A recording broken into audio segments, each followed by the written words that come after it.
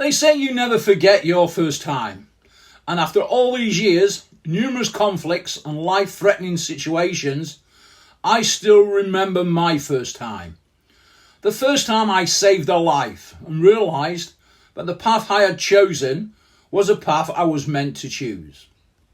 Hello, my name is Andy Brayshaw, owner and head trainer of ABC Lifesavers.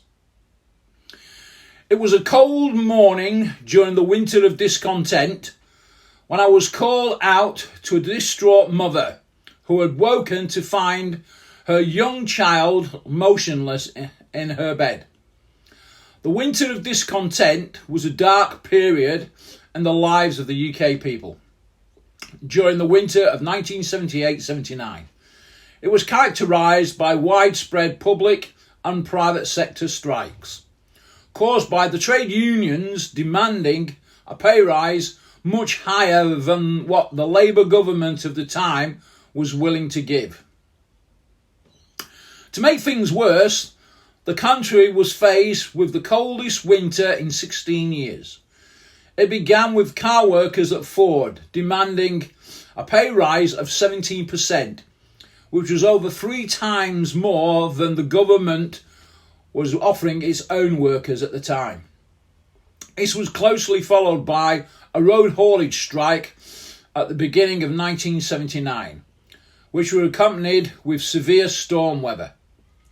Later, many of the public workers began to take unofficial action, including gravediggers in Liverpool, garbage collectors in London, and the National Health Service workers.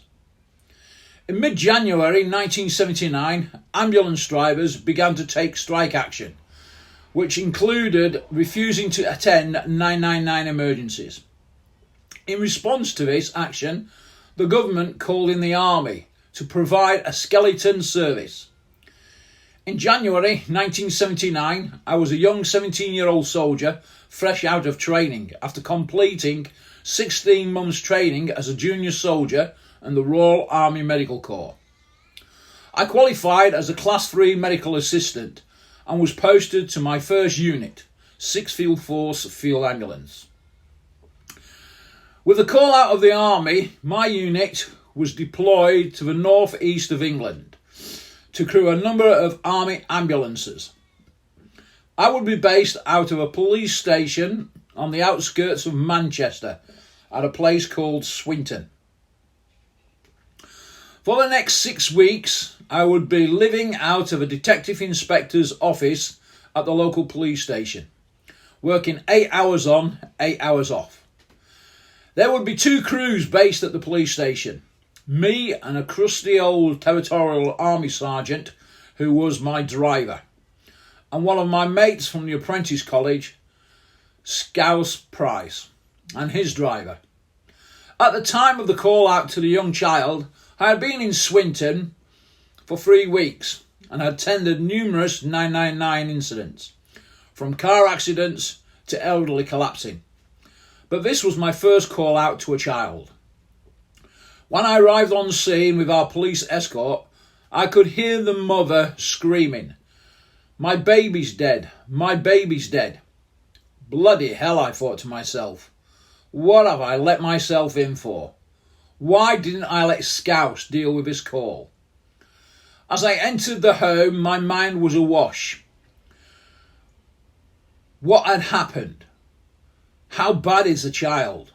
What will I do? How will I cope? Will I freak out and lose it? Then I thought, come on Andy, get a grip. This mother and child are depending on you. As soon as I saw the child's lifeless body, my training kicked in. I did a quick primary assessment and detected what I thought was a small breath. So I immediately began CPR on the child. All the time her mum was screaming, "Please save her, don't let her die." After what seemed like a lifetime, but was really only a few minutes, the child began to cough and splutter. Then with a start she opened her eyes. I could see the relief in her mother's face, and you could feel the excitement in the room when the child began to cry. My first time was bloody brilliant.